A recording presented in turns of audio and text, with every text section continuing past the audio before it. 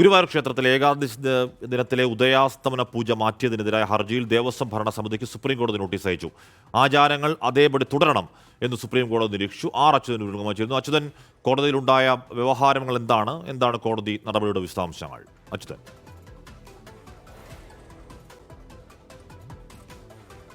ഹാഷ്മി, ഹർജിയുടെ പശ്ചാത്തലം എന്നുള്ളത് ഗുരുവായൂർ ക്ഷേത്രത്തിലെ ഏകാദശി ദിനത്തിലെ ഉദയാസ്തമയ പൂജ അത് മാറ്റിയതിനെതിരെയാണ് തന്ത്രി കുടുംബം സുപ്രീം കോടതിയെ സമീപിക്കുന്നത്.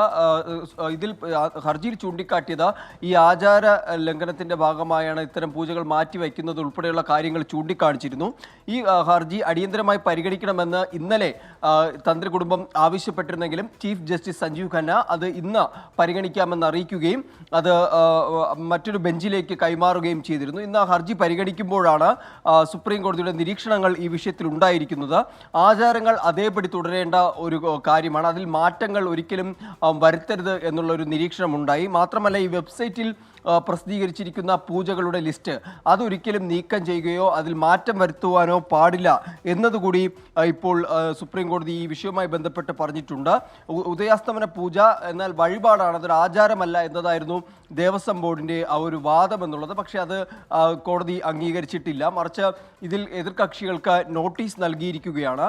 ദേവസ്വം ബോർഡ് ചൂണ്ടിക്കാണിച്ചൊരു കാര്യം, അത് ഹൈക്കോടതിയിലും ചൂണ്ടിക്കാണിച്ച കാര്യം എന്നുള്ളത് ഈ വൻ തിരക്കുണ്ടാവുന്ന ഏകാദശി ദിനത്തിൽ ഉദയാസ്തമയ പൂജ കൂടി നടന്നാൽ അത് വലിയ രീതിയിൽ ജനങ്ങൾക്ക് ഭക്തർക്ക് അസൗകര്യം ഉണ്ടാക്കും എന്നത് ചൂണ്ടിക്കാണിച്ചിരുന്നു. എന്നാൽ ഈ പൊതുജനങ്ങൾക്കായിട്ട് അവരുടെ ഈ തിരക്കുൾപ്പെടെയുള്ള കാര്യങ്ങൾ നിയന്ത്രിക്കുന്നതിന് ദേവസ്വം ബോർഡ് മറ്റ് മാർഗങ്ങൾ കണ്ടെത്തണമെന്നായിരുന്നു സുപ്രീം കോടതി ഇന്ന് ഈ വിഷയത്തിൽ പരാമർശിച്ചിരിക്കുന്നത്. എന്തായാലും വിഷയത്തിൽ ഇപ്പോൾ എതിർകക്ഷികൾക്ക് വിശദീകരണം തേടി നോട്ടീസ് നൽകിയിരിക്കുകയാണ്.